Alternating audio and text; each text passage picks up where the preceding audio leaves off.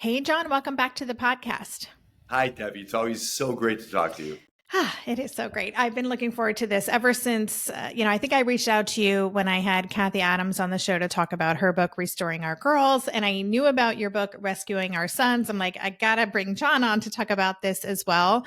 And because I think they're both such important conversations. So I want to get into as much as we can today. But before we do that, tell us a little bit about yourself through the lens of this specific conversation we're going to have today, kind of like why you really do the work you do, but specifically wanted to share what your book is about.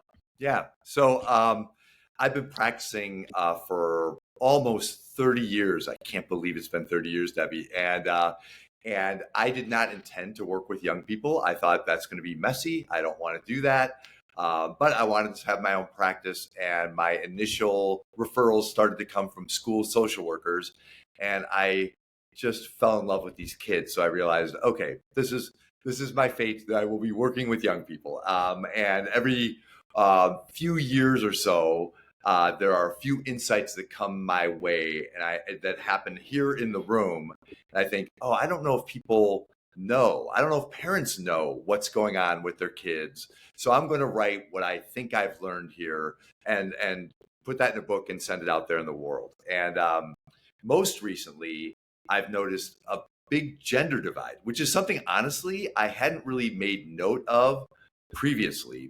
But in the last 3 or 4 or 5 years or so, a big gender divide. And that divide was large part hope. Like, the boys I was working with didn't seem to carry a lot of hope. So everybody was going through all the things. All the young people I was working with, Debbie, were going through some depression, some anxiety, some social anxiety post-pandemic.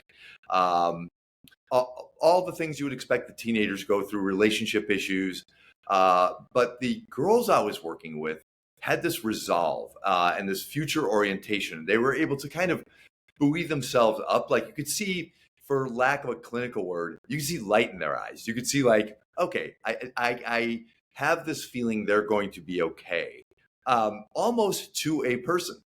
Whereas the boys seemed horizontal, is the way I've been describing it most. They've been laying down. They haven't moved since the pandemic. A lot of the young boys and young men I've worked with, they don't see that hope for the future. They feel like kind of like the bad guys culturally.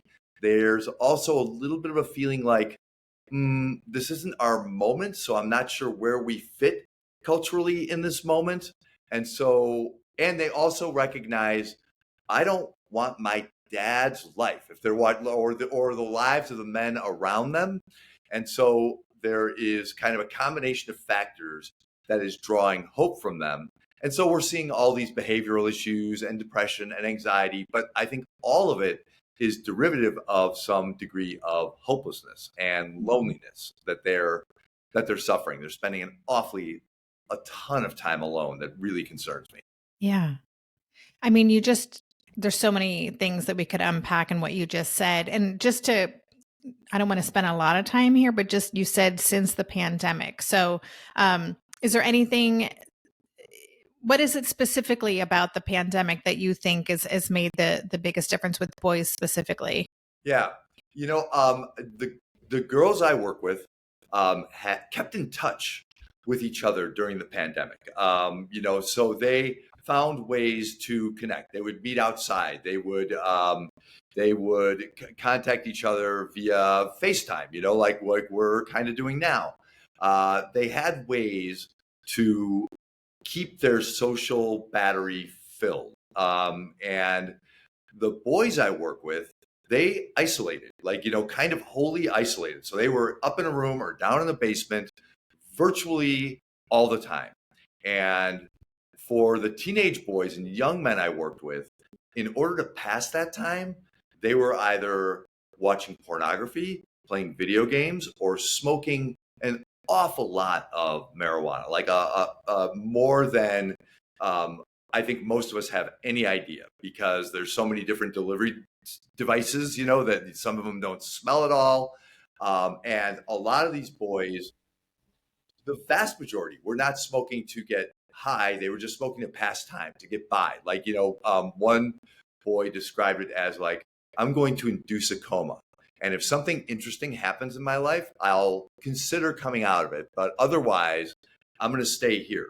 So that's kind of how, and that's been kind of how it's been described to me consistently over time. So everybody went through the same pandemic and went through some of the same stressors, but somehow the girls I work with have gotten through it with more grace and utility and strength. And a lot of the boys still haven't gotten started, in my experience. So just to follow up with that, because one of the things you talk about in the book is, just so we're clear, the boys are not happy about this. It's not as if, it sounds like, yeah, I just want to hang out in my basement and play video games and smoke weed. That is not what's going on. It's kind of like a default or a choice or a stuckness, right? It's not what they actually want. 100%. Thank you for pointing that out and punctuating that point, because no, this is not the life they want. They want to be connected and engaged. They're now exceptionally verbal about that. Like, I've got to get going. I got to get my life going. I cannot seem to get off the blocks here.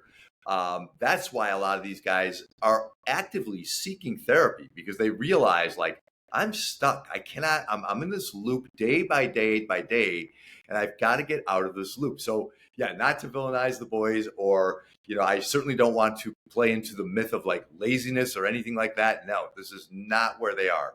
They want to have active, vigorous, engaged lives. They're just not sure how to even get started, how to reignite the fire within them. That's where they are. And that distinction is really important. So I appreciate you pausing on that. Yeah.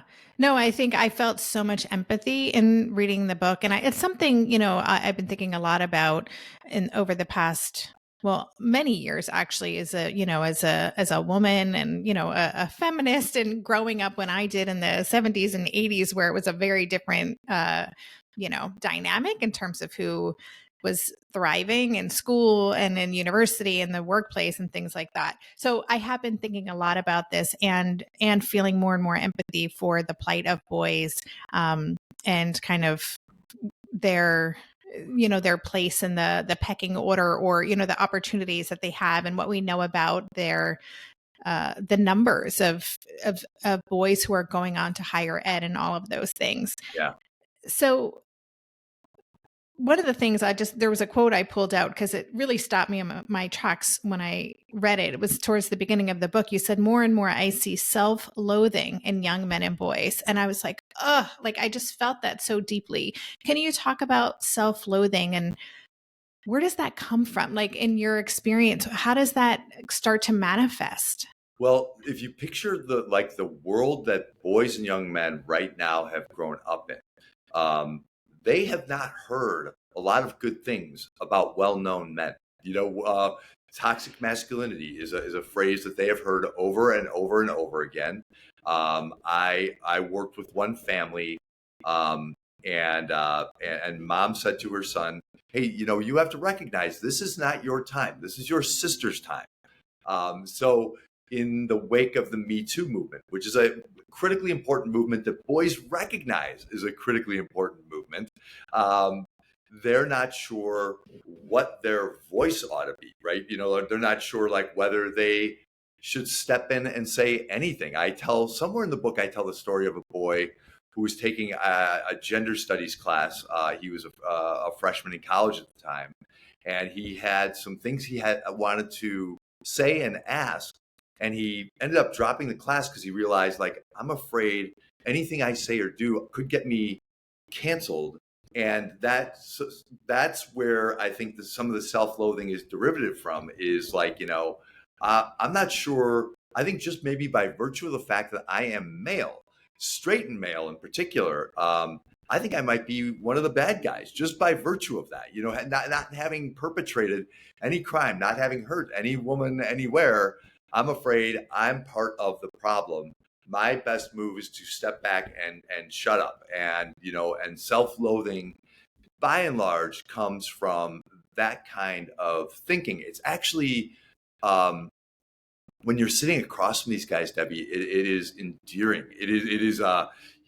But you also want them to really like have a voice, like, oh, you've got a really important voice. Everybody's got to be able to be part of whatever social movement is going on. Otherwise we have no movement. So please be yourself, speak up, say what you want to say. But there's so much reluctance, and there is a lot of, I don't like who I am. I don't really care whether I survive, so I'm not hearing active suicidal ideation necessarily in most of the boys I work with, but there's this passive idea that, like, if something terrible happened to me, I don't know that I'm going to do anything really remarkable in this world, a real belief in that. And 25 years ago, that's not what boys were saying. You know what I mean? They carried a kind of a healthy sense of adolescent bravado about what they were going to be able to achieve. You know what I mean? There was this idea that, like, maybe I'll be president one day. I'll be in the NBA one day. Like those wild idealistic dreams.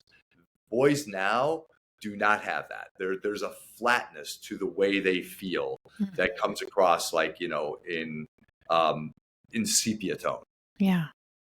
So one of the things that came up for me as you were saying that a lot of boys, just grow up with this idea that they are part of the problem is our parents, is this happening even without parents kind of saying anything, right? I think about girls growing up, and there was this like constant message of girl power, especially again, maybe girls who grew up as millennials, perhaps. And so is the absence of boy power, or, just kind of doing nothing as a parent, is that contributing to this feeling, that coupled with messages they might be receiving from external forces? I think there's an element of that for sure, right? There isn't a kind of boy power messaging underneath what lifting our boys up, in the same way that right now our girls have this moment, right, where like Caitlin Clark and Angel Reese are some of the biggest like sports stars on the planet, where LeBrons and Stephs are kind of falling a little bit into the silence. And a boy was talking to me, a film major was talking to me recently about like all the great work now in my field is done by women. Like men are not the creators. They're not the filmmakers anymore. They're not the movie stars anymore. They're not the novelists anymore.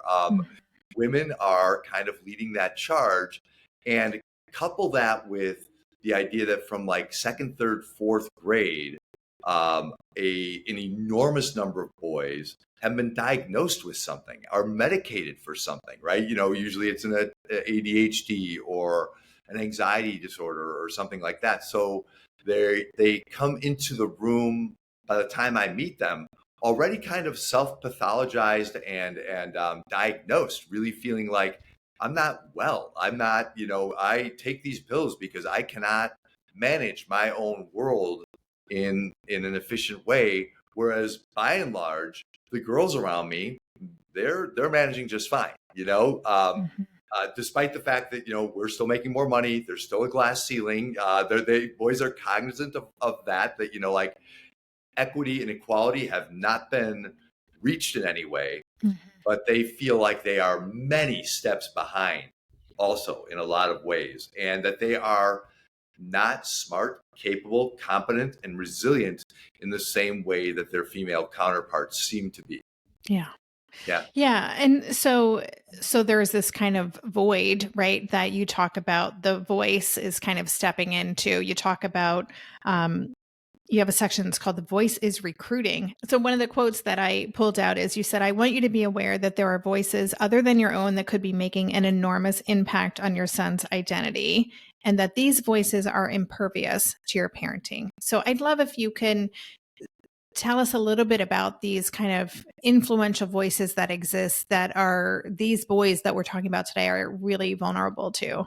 Yeah. So there are some entertainers, people who show up in video games and show up in movies, but mostly in podcasts that are incredibly appealing to boys. And are there guys who are talking about sports and women and, like car racing and like stuff that really draws appeal. And these podcasts can go on for 3 or 4 hours. So if your boy's walking around wearing AirPods, you might not know, you might think, oh, he's listening to his music. But most boys that I work with, they're listening to these long form podcasts. And I've listened to a lot of them. And by and large, they're super entertaining. They're super fun. I totally get it. If I was 15 or 16 years old, I would be listening to these all the time. And by and large, the messaging is pretty upbeat and it's pretty fun. But every once in a while, they'll drop in something that feels like, ooh, as an adult, I can listen and say, like, that was a misogynistic little drop there, or that was, there was a little bit of racism dropped in there. It was just a hint of it, and we moved on really fast, but it's there. And I can imagine, and talking to the boys I know, they let me know that, like, oh, you listen to enough of this, you start to get indoctrinated into certain ways of thinking, right? And part of that is that we are being muted as boys and men, and something is being taken away from us that is some birthright of ours. So if as parents we're not onto what our boys are listening to, we don't know the names of the podcast hosts and we haven't listened to these guys, we should sit down, in my opinion, and spend some time talking about, like, hey, what messaging are you getting from your Rogans or your Petersons or your Tates or whoever it is that are your guys, and your Barstool guys, and there's many, many more. And some of them, and again, by and large, the messaging is really, really positive. But, you want to know what your child is taking away and be part of that conversation. And what I run into a lot, Debbie, is parents who are like, I'm not really interested in that. And I don't think we have the luxury of stepping away because we're not that interested. I think we have to know what our kids are exposing themselves to, unwittingly. I mean, in large part, if you're 16 and you're a boy, if you're not listening to a couple of these, you're out of the dialogue in a locker room or, out with your friends at night, so you really have to be paying attention in order to be part of any in crowd, So I don't blame boys for listening to this stuff. It is really fun, tantalizing, exciting content. But it has its potential dangers as well. Mm-hmm. So I think if you engage your kids in a conversation and you're a little bit informed about what's going on, you have agency to either support what they're hearing, provide a counterpoint to what they're hearing. But what I find happens more often than not is we just ignore it because we assume, well, they're just listening to whatever they're thinking. So just as you were talking about that too, I want to share that I had Dr. Devor Heitner on the show maybe 1 or 2 years ago. We were talking specifically about when our kids go down internet rabbit holes. And so I'm going to drop the link to that in the show notes page. It was such a good conversation. It ties nicely to this. But I think it is so important that we're tuned into what our kids are consuming. And also, like you said, be willing to have the conversations with them and in a respectful way, right? We have to ask our kids, what do you like about this? What do you think about it? Yeah, we have to approach it with a really open mind because our kids are really smart. They're really discerning. It's different than it was when we were kids. They've been exposed to so much. They know a lot more, I think, than we think they know. So instead of lecturing at them, which is not going to get us anywhere, to engage in discussion with them is actually really, really invigorating. And it's heartening because you realize, oh, they're developing their points of view at really young ages and they're really smart. And oftentimes I see parents like who recognize, oh, I can learn something from him. Like he's got something important to say. He stands in a really solid place here. So, those are really encouraging conversations to have that, I worry that parents don't engage in. And I, as the therapist, get to have these like rich conversations with these kids. And I always wish like, oh man, if only this were mom or dad who could hear this child talking like this, they'd feel so much better about where this young person is heading. Yeah.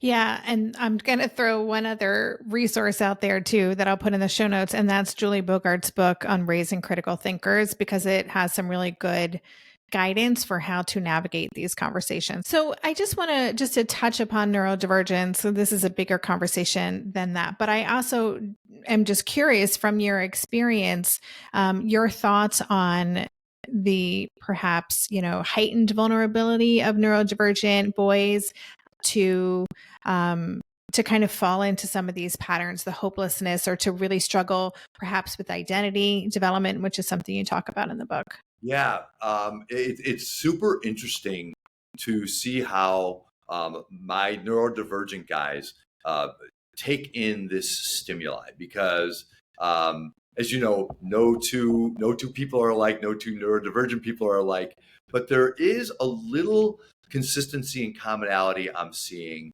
in that a lot of the neurodivergent boys I'm working with are a little more discerning.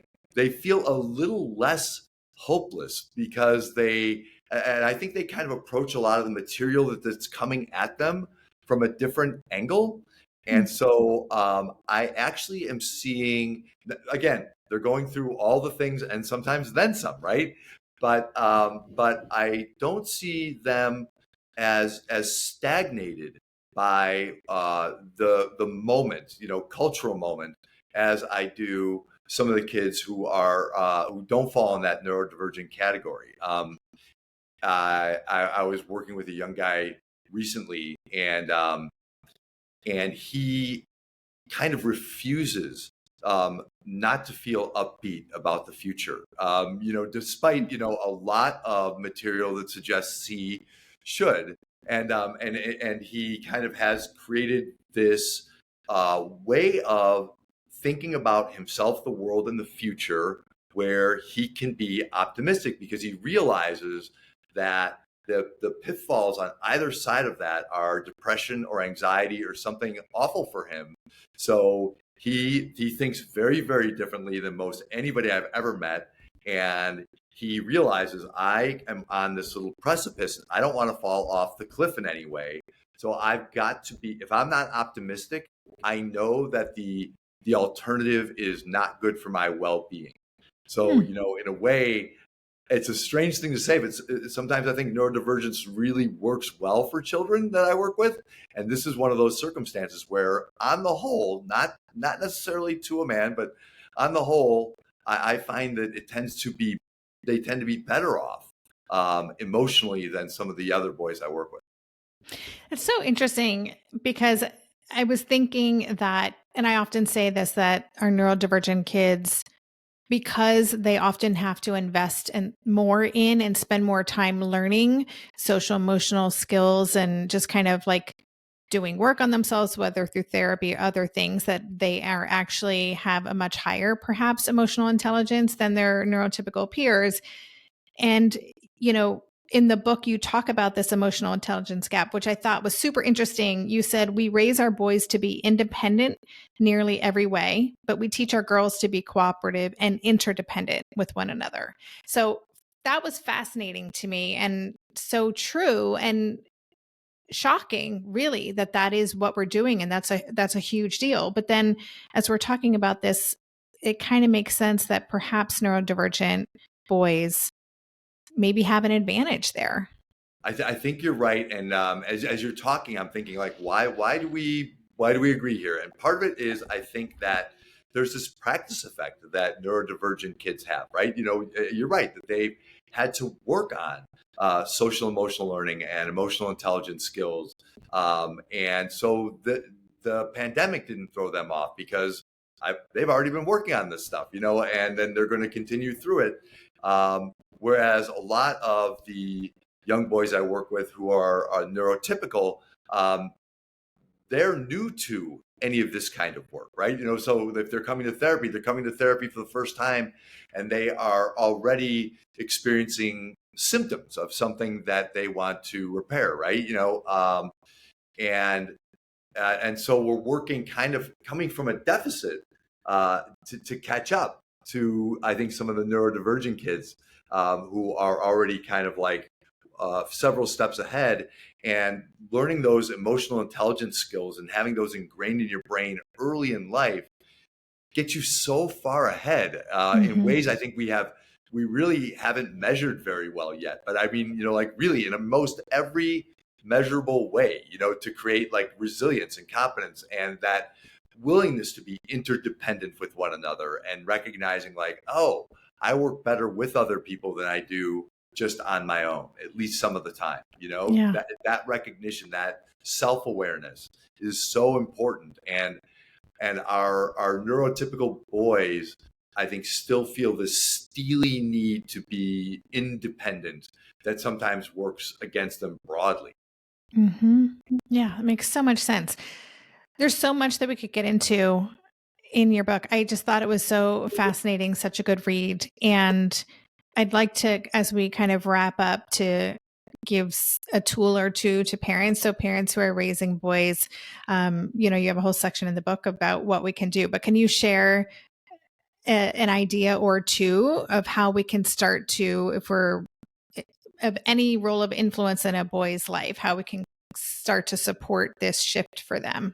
Yes, that's great, Deborah. Thank you.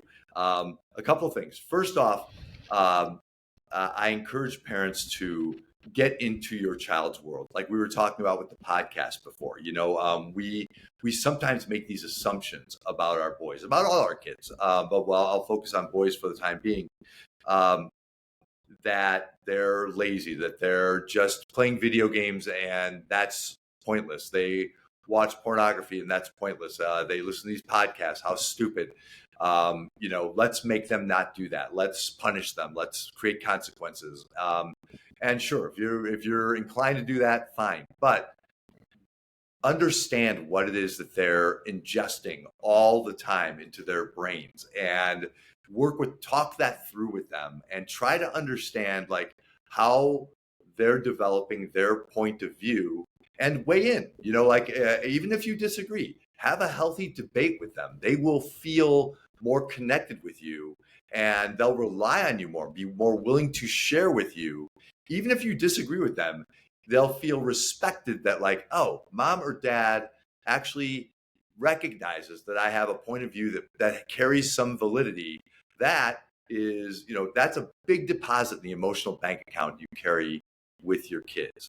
The other thing is, I think sometimes as parents, we make kind of lazy assumptions about our kids and, what they're doing and what motivates them.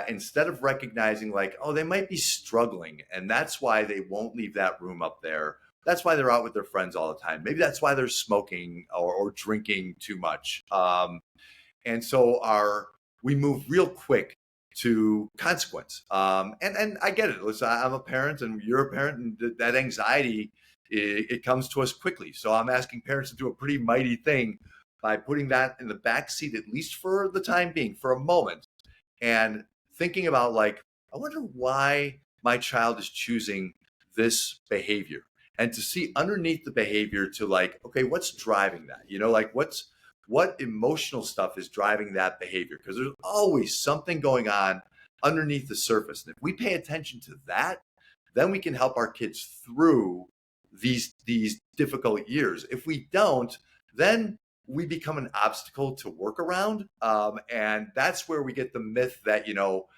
adolescence is a really difficult time and our kids are going to hate us sometimes. And, I'm not crazy about that thinking. I don't think that's requisite or necessary. I think we can mitigate some of that by treating our kids a little bit more like peers or friends, and a little less like, antagonists. Yeah, such good advice. And, I just want to, before we say goodbye, I want to make sure, in addition to the book we're talking about today, which is called Rescuing Our Sons, 8 Solutions to Our Crisis of Disaffected Teen Boys, excellent book, is your book that we had you on the show before. Listeners, go back and check that out, which I refer to a lot. It's called Parenting the New Teen in the Age of Anxiety. And you talk about, I still remember reading about that, the emotional deposits that we're making in our kids' accounts, and just so many great concepts and so much hope, really, in your work. So could you let listeners know the best way to engage with you and where you'd like them to check out your work? Yeah. So my website is drjohnduffy.com. Most everything about me is there. My Substack is also Dr. John Duffy. So, and I publish every Wednesday. So, yeah, if you're willing to sign up, and I'll drop some parenting advice there once a week. Awesome. I'm going to sign up for that Substack. I'm really into Substack right now, so I will enjoy that. So, John, thank you so much. I'm so appreciative of you taking the time in your very busy schedule to share all of this with us today. Such a great conversation. Debbie, thank you. I so appreciate the work you do.